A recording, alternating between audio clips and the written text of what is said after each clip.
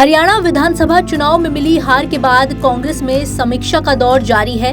Party ने इसे लेकर पहली अहम बैठक की। ये बैठक पार्टी अध्यक्ष मल्लिकार्जुन खड़गे के आवास पर हुई, जिसमें नेता प्रतिपक्ष राहुल गांधी भी शामिल हुए। बैठक में संगठन महासचिव केसी वेणुगोपाल, हरियाणा प्रदेश अध्यक्ष उदय भान, भूपेंद्र सिंह हुड्डा और अशोक गहलोत, अजय माकन जैसे बड़े नेता शामिल हुए।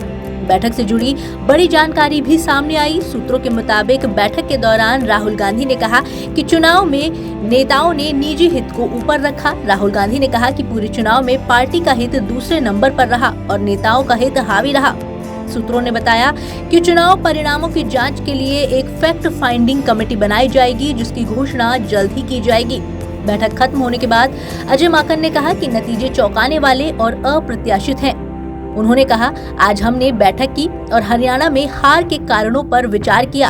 हम अपना विश्लेषण जारी रखेंगे। और सब लोगों ने विस्तार से हरियाणा के चुनाव की समीक्षा करी और जैसे कि आप सब लोगों को भी पता है, आप सब लोगों के चैनल्स में सब जगह के ऊपर एग्जिट पोल भी आए, ओपिनियन पोल भी आए। और अगर हम लोगों की बात छोड़ें तो आप लोग भी इस चीज को मानते होंगे कि नतीजे अप्रत्याशित थे और किसी को भी उम्मीद नहीं थी कि ये नतीजे आएंगे। और एग्जिट पोल के बाद भी जिस तरीके से जो एग्जिट पोल्स भी बता रहे थे, जो नतीजे आए उसमें जमीन और आसमान का फर्क था।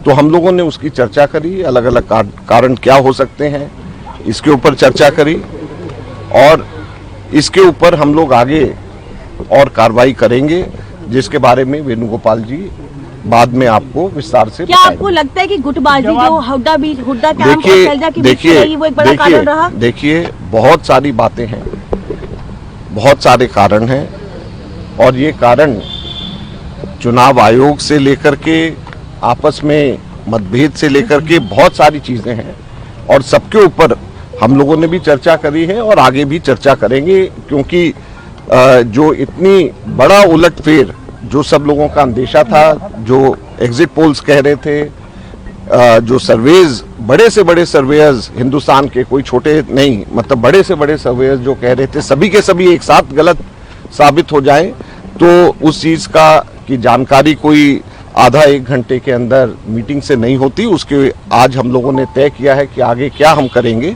जिसके बारे में विस्तार से वेणुगोपाल जी आगे समय बताएंगे। बता दें कि बीजेपी ने हरियाणा विधानसभा चुनाव में 90 में से 48 सीटों पर प्रचंड बहुमत हासिल की है।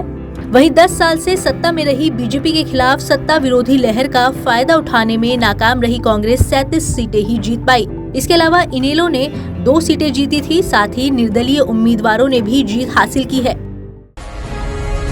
जी भारत।